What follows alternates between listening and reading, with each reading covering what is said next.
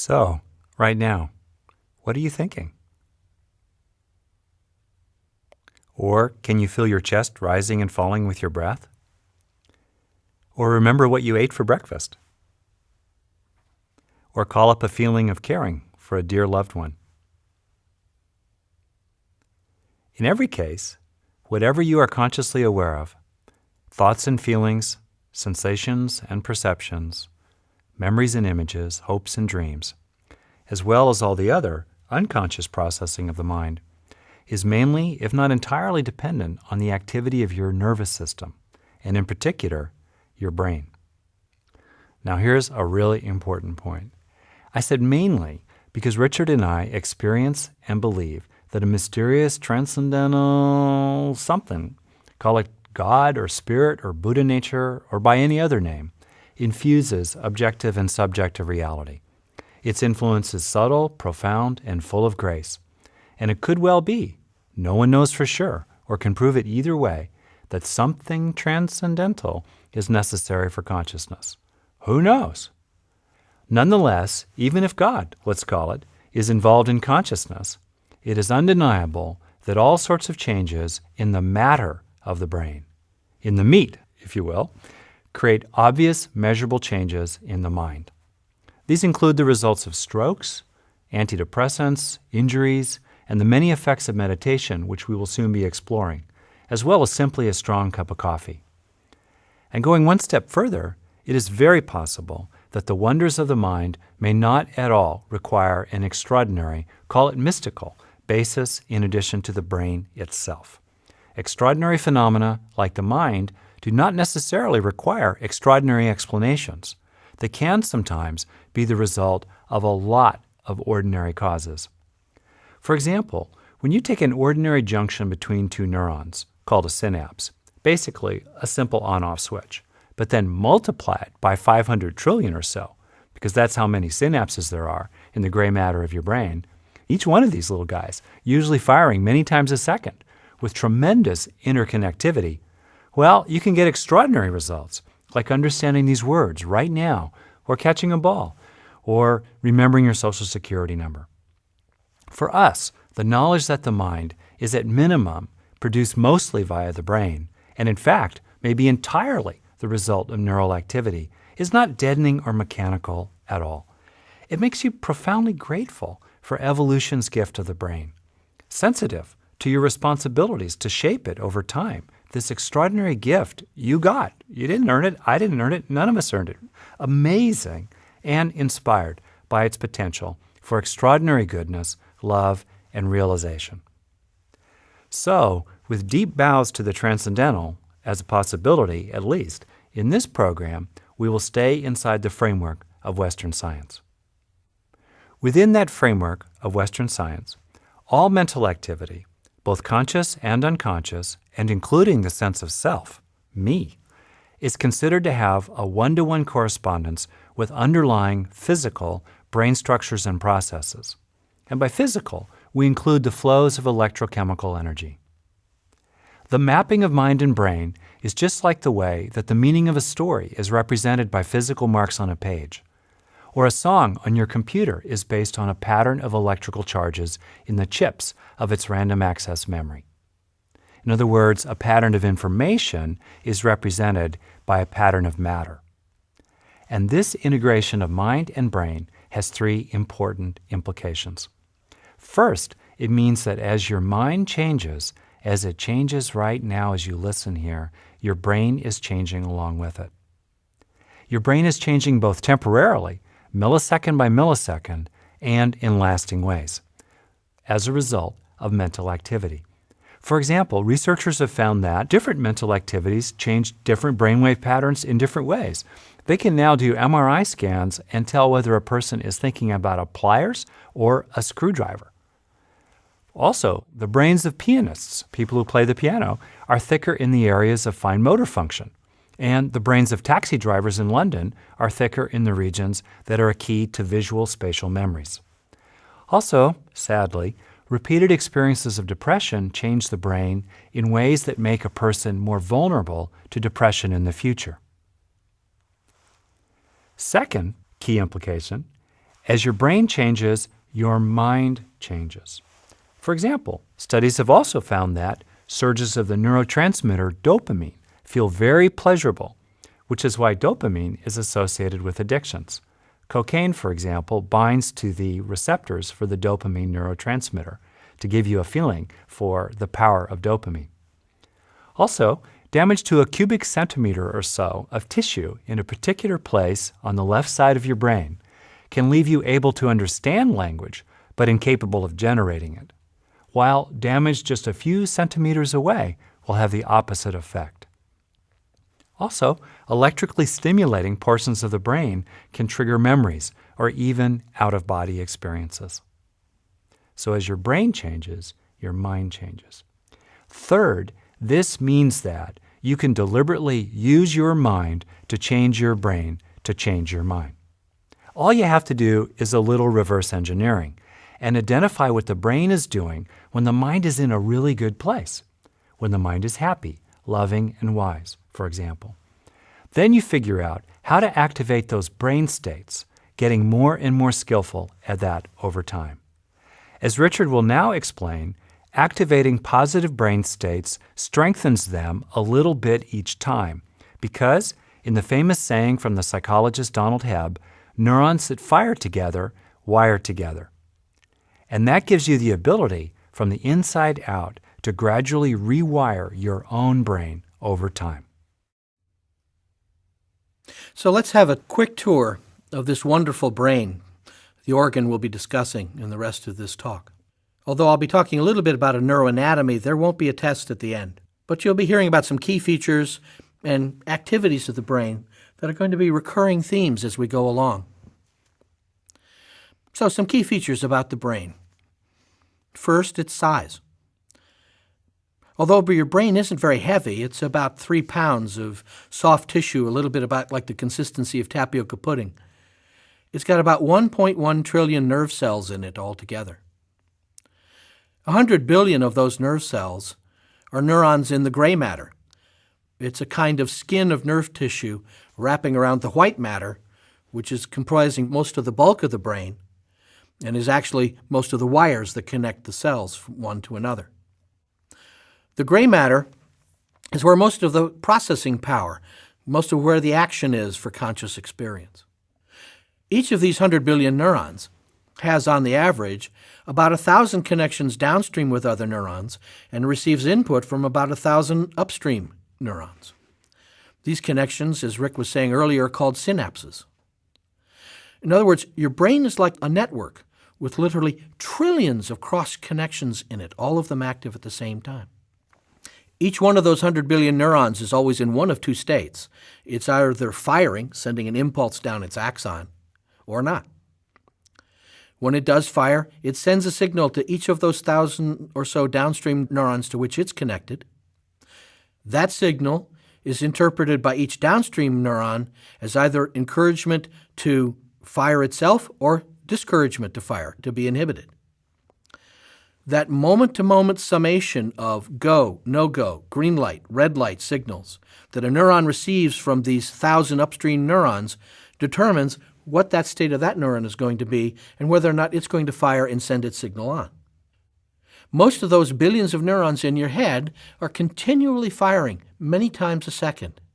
They're so busy that that brain, this very little organ, about 2% of the body weight in your typical individual, consumes about 25% of the oxygen and glucose circulating in your bloodstream.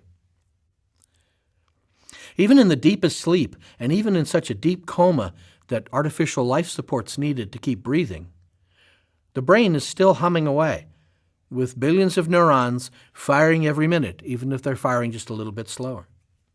What about the speed of that firing? The firing rate of a typical neuron is about 10 to 100 times a second. The major types of brain waves that we can detect on the surface of the brain oscillate around 10 times a second. Some a lot faster, some a bit more slowly. To make that concrete, in the second or two it takes you to process this sound, billions, maybe even trillions of synaptic events occurred inside your brain. So all kinds of stuff is happening in your brain far too fast for you to notice it. And the slower, more congealed, turgid stuff that we call thought is just the observable tip of an iceberg of lightning-quick electrical, chemical, and maybe even quantum mechanical activity. Fourth, the amazing capacity of the brain to learn. We are the chief, if not the only, learning animal. For example, can you remember, at least vaguely, what you did last night? The memory you pulled up just right there was stored in your brain last night. Your brain learned what you were doing, and until now, you may not have even accessed the record of that learning. Now, all that learning, multiplied night by night by night and day by day by day, means that the actual structure of the brain has to change over time in a dynamic, unfolding process throughout the life of the individual. Here are some of the main features of that process. First, there's some neuronal pruning from the moment of birth. Neurons, if they're not used, go away. Use it or lose it. There's a kind of natural selection within your own brain based on the experiences that you have through your life. Another feature is changes in the excitability setting of each individual neuron due to increase or decrease in their activity. There's an increased blood flow to regions of the brain that are active in whatever process is going on, while other regions which may not be so active have less blood flow. Over time, with continued use, there's increased thickening of the glial cells, the scaffolding tissues that support neurons, provide them with nutrition, and give them some structural support. And finally, as Rick said just a little bit earlier, neurons that fire together wire together. Neurons that are used develop links. Those links among them grow, which is called increased arborization, like further branches on a tree. Bottom line, the fleeting stream of consciousness happening in your brain leaves behind lasting structural changes in the brain, much like a spring shower leaves a trail of little furrows on a hillside. This means that your experiences are important, not just due to their brief effects on your momentary subjective quality of life, what it's like this moment, but also because those experiences produce enduring changes in the physical structures of your brain. And these alterations in your brain then affect your well-being, your functioning, sometimes even your physical health over days and decades to come. That, of course, is going to affect others besides yourself. So your experience really, really matters. And that's a scientifically substantiated rationale for being kind to yourself and creating the causes of more beneficial experiences for yourself and fewer harmful ones. Also within the brain, there's a balance of specialization and teamwork. The brain has an exquisite combination of specialization and teamwork that's actually part of the anatomic structure on which it's based. On one hand, different parts of the brain do very specialized things. For example, there's a dedicated system in the back of the right side of the brain for processing what different faces look like. But on the other hand, all of those dedicated system parts work together quite intimately. As Robert Heinlein said, specialization is for insects. And that connectivity, that intimate interrelationship, is a hallmark of how the brain does its work. A busy network system, a bunch of linkages, all of them operating about half their maximum intensity, is more responsive to individual messages getting through. Noise in a network, sort of ambient resonant noise, actually fosters clear signals if there's enough connectivity between the parts. In the brain, information such as memory, particularly long-term memory, is often widely distributed throughout the brain, not just in any one place in the structure. And under many conditions, even if one part of the brain is damaged, another part can gradually take over some of that function. And furthermore, and interestingly, functions of the brain that we think of as self, I, me, mine, things that have to do with looking at me doing something, does not appear to be localized to any single region of the brain, but it's actually distributed over almost all of the brain. The brain has a rhythm of stability and instability. The brain's continually moving back between moments of organizational stability, followed by a disturbance and reorganization. These rhythms can happen slowly over long time scales, such as the multiple years of adolescence, or they can happen very, very quickly, such as dozens, perhaps hundreds of times a second. Stability, having a clear, instantaneous picture, is needed to have any kind of place to operate from in the world. And instability, being able to move off that point to the next one, is needed to have any kind of learning or adaptation. So in a sense, your brain is forever pulsing. Each pulse is a moment of stability, which rapidly decays and disintegrates. That's actually a visceral illustration, if you think about it, of the inherent impermanence of all things. Nothing is truly stable in there. So from that frame of stability, there is this fertile instability, an instant of spacious neurologic possibility out of which the next pulse of stable order comes. That spaciousness, that place of instability, is a kind of generative emptiness. That's akin to some of the theories of quantum physics. That's also akin to some of the experiences of emptiness as the ultimate ground. The universe, whether objectively outside the brain or subjectively within it, eternally flickers into and out of existence. There's a complexity to the brain. The brain starts with something very simple. Single on-off switch in one neuron, and then builds addition upon addition upon addition, great complexity out of that simplicity. With 100 billion gray matter neurons, each connected to about 1,000 other cells, there are about 100 trillion synapses linking these neurons in just one brain. Most of these synapses are stimulated 1 to 50 times a second. And neural networks routinely are oscillated by bursts of very fast waves from elsewhere in the brain, coming up to 80 times a second. Now, if you think about all the possible combinations of 100 billion neurons firing or not firing, the number of possible states of the gray matter in the brain is approximately 10 to the millionth power. In other words, 1 followed by a million zeros. So there are more possible states of your brain than there are particles in the known universe. Now, with all that connectivity and interrelatedness, circular loops are routine. To simplify this idea, an A neuron triggers a B neuron, which lights up a C neuron, which signals a D neuron, which triggers the A neuron again. This circularity of connection allows for recursive processes needed for self-regulation. It allows you to think about your own thinking. It allows you to monitor your behavior to make sure that you're on task. It allows you, at the simple level, to be sure that the fork that you just stabbed your egg with is continuing to go towards your mouth and not your nose. There's another thing about the A, B, C, D neuron sequence. It's a very dynamic, it's a very chaotic behavior because it's a complex system. It's not random, but it's inherently unpredictable. That actually is very, very fortunate, since unpredictability is a major characteristic of the world we live in.